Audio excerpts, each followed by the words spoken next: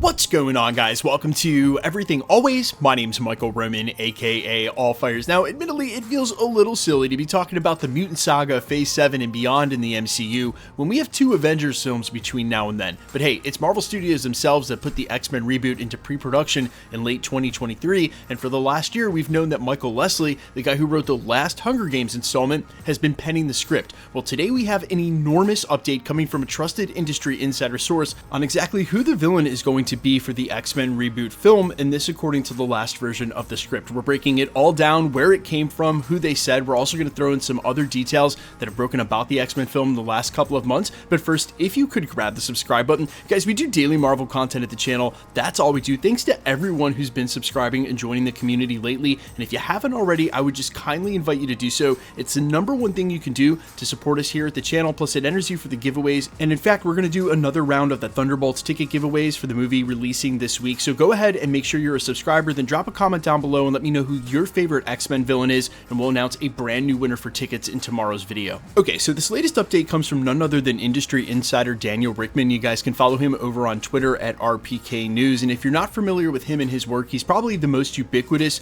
and trusted Marvel scooper in the game. He's been going for years. He has an extremely accurate track record, and in fact so much so that huge Hollywood trades like The Hollywood Reporter and Deadline in the last couple of years have actually re-reported on his scoops and sourced him. So take that as you will. His latest update about the X-Men reboot was, quote, "I hear the current draft for the X-Men reboot has Mr. Sinister as the main villain." Now, all reverence for Daniel RPK aside, this is not the first time we've heard this. In fact, when we were talking about the X-Men reboot last year, and in the wake of The Hollywood Reporter confirming that Michael Leslie was actually writing the reboot, we heard this exact same thing, that Marvel Studios was eyeing Mr. Sinister to play the big bad in the first film. And the logic given then is the same that Marvel Studios has followed while rebooting other franchises that have existed in previous cinematic universes. They do not want to reuse villains that have already been done. And for a Fox X-Men universe that did end up adding by the end there quite a few villains, they never did Mr. Sinister live action. That would give Marvel Studios a fresh villain, someone we've never seen before on the silver screen,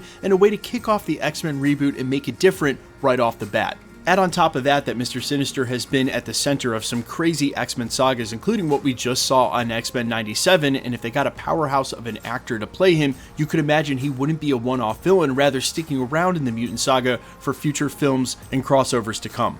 Not to mention, and since we're talking about Marvel Studios doing things differently, maybe this time they can actually start the Mutant Saga paying attention to who the big bad at the end of the saga is going to be, instead of introducing him once we get to the end.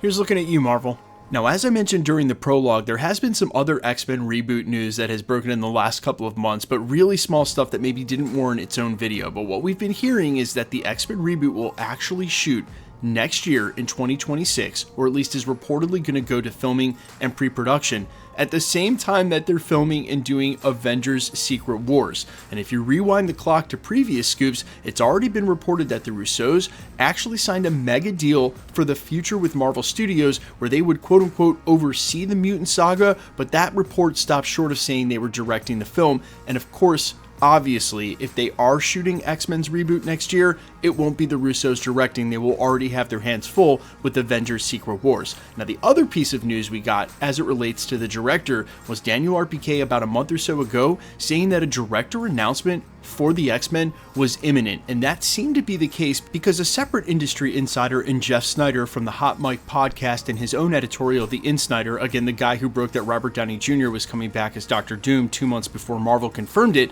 was spewing out a ton of names in relation to the X-Men casting. And as we covered here at the channel and our analysis went, you're not going to have anybody casting the X-Men until you get a director involved. That's why when we heard from Daniel RPK that a director may be signing very soon and we're going to get an announcement, it all sort of made sense, because that is the truth. No castings are going to happen in a major way for this until a director is involved. He's the guy who's got to direct these folks. It's the same way they brought Matt Shakman on and then cast the Fantastic Four. You assume whoever's directing the X-Men reboot will be an integral part of that process, and I wouldn't be surprised if they're going after a huge Hollywood name, someone absolutely epic that maybe hasn't done a Marvel movie before. Look, they've only got so many directors left in their stable, and if it's not going to be be the Russos, and apparently Ryan Coogler's writing Black Panther 3 right now, so most likely not him, a name that we had originally heard tied to possibly doing the X-Men. There is a short list in Hollywood of people that they might want to even have do this film, and I think it's going to be a blockbuster when they finally announce it. Now,